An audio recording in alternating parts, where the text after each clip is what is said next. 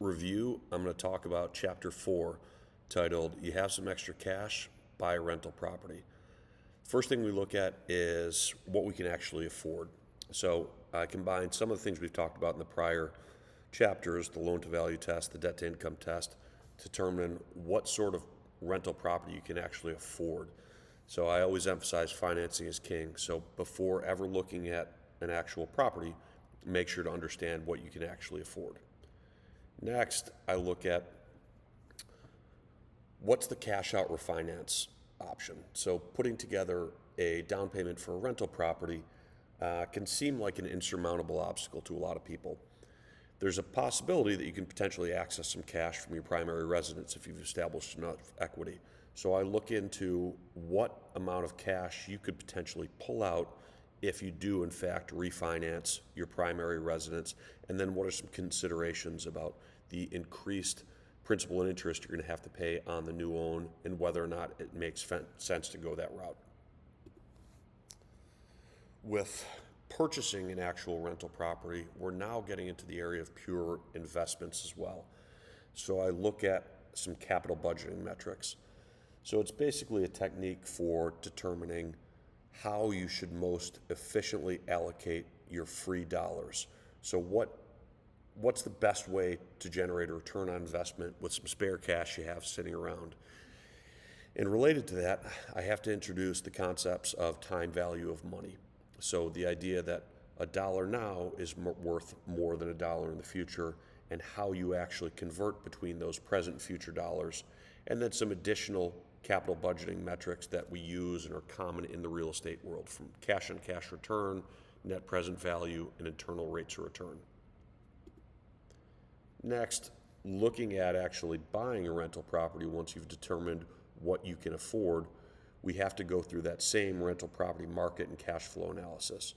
So what can we realistically charge in rent for a property that we buy? And then assuming that we have a certain price point set, what is the cash flow on that property?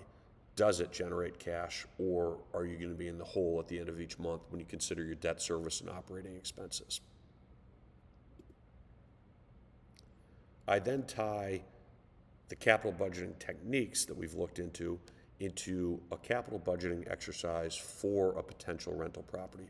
So projecting, if you purchase a specific place and you rent it at a specific price point and you sell it after 10 years, what sort of returns can you project, in other words, forecast into the future to generate on purchasing that rental property? And that helps you determine, hey, is this in fact a good purchase? Is this a good use of my excess cash?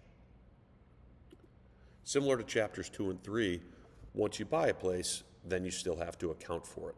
So I introduce a tracker for aligning the cash transactions and the non-cash, so depreciation, that you have related to this rental property relevant to Schedule E reporting. So reporting on your income tax return, ultimately resulting in your Schedule E income and loss, and then for your own investment tracking purposes, the net cash flow for that property in a given month and ultimately year.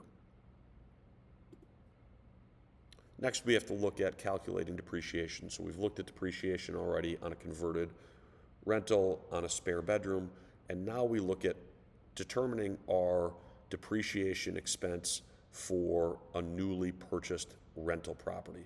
And related to that, something called amortization, which is similar to depreciation but for intangible assets like loan costs.